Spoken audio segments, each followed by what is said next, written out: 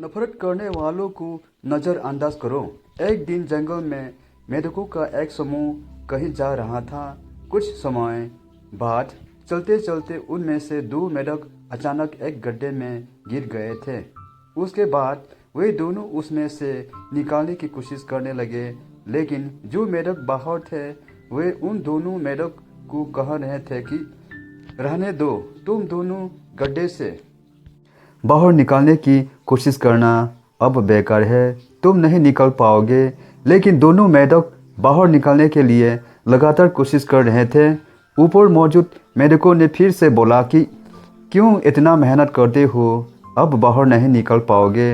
यो सुनकर गड्ढे में मौजूद 2 में से एक मेढक उनकी बात मान लेता है और निकालने की कोशिश करना बंद कर देता है, जिससे यो और गड्ढे में और गहराई में चला जाता है। लेकिन पहला मेढक ऊपर मौजूद मेढकों की बातों पर ध्यान नहीं देता है और वहाँ लगातार बाहर निकालने के लिए ऊपर की ओर छलांग लगाते रहता है। कुछ समय बाद वो मेढक अपनी पूरी जान लगाकर ऊपर की ओर छलांग लगाता और बाहर आ जाता है। दरअसल यह मेढक बहरा होता है और इसे उन मेढकों की आवाज़ नहीं सुनाई दे रहा था जो इन्हें कह रहे थे कि तुम बाहर नहीं निकल पाओगे। लेकिन यह मेढक उनकी बातों को नहीं सुन पा रहा था।